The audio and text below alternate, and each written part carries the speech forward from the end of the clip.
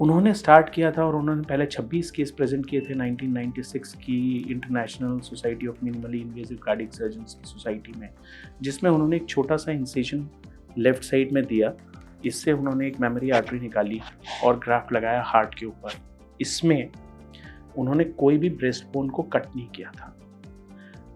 दूसरी चीज़, इसके पहले ये शुरुआत हुई थी वैल्व सर्जरी को लेकर के, जो कि ग्रॉइन से एक हार्ट लंग मशीन पे अपन चले जाते हैं और साइड के राइट साइड के इंसिजन से हम वैल्व सर्जरी या दिल में छेद की सर्जरी, इन सारी सर्जरीज को करते हैं।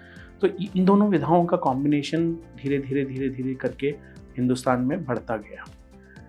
अभी अगर हम ब्रेस्ट बोन को कट करके सर्जरी करते हैं यानी कन्वेंशनल सर्जरी करते हैं तो कोई भी हड्डी भरने में 6 से 8 हफ्ते का वक्त लगता है नॉर्मली।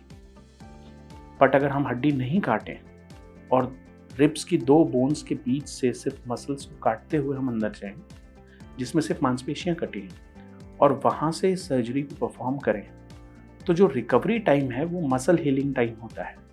इसका मतलब है हड्डी की हीलिंग का टाइम 6 to 8 वीक्स है और मसल्स की हीलिंग का time at the most 2 weeks है। ये बेसिक फ़र्क है दोनों सर्जरीज के बीच में, पहला।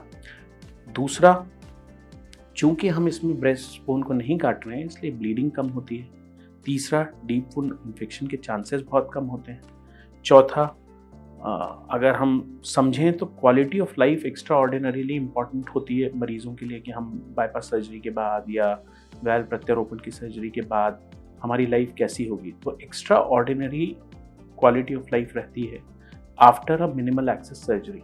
उसका रीज़न यही है कि रिकवरी टाइम बहुत कम है। अगर हम देखें तो रिकवरी के फेजेस होते हैं या रिहैबिलिटेशन के फेजेस होते हैं।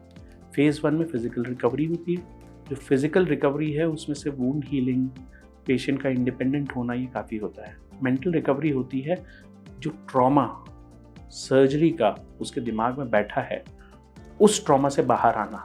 वो तब बाहर आता है जब उसका बेल्ट हट जाए, वो अपनी रूटीन एक्टिविटी में वापस चला जाए, वो अपना जो भी जॉब कर रहा है वो जॉब में वापस चला जाए। तो ये जो फ़र्क है, ये कन्वेंशनल सर्जरी अगर 2 महीने से 3 महीने के बीच में होती है और मिनिमल एक्सेस सर्जरी अगर हार्डली 2 हफ्ते में हो जाती है, तो ये फ़र्क बहुत बड़ा है। तो ये बेनिफिट्स हैं, इन्फेक्शन कम है, पेन कम है, आपकी रिस्ट्रिक्शन ऑफ एक्टिविटी कम है, ब्लीडिंग कम है। ये सारे बेनिफिट्स हैं minimal access surgery. Cosmetic obviously कि दिखता नहीं है ये इंसिजन, किसी को पता नहीं होता है कि ये सर्जरी इस पर्टिकुलर पेशेंट की हुई है। यंग फीमेल्स में बड़ा इंपॉर्टेंट हो जाता है। तो ये बेनिफिट्स हैं।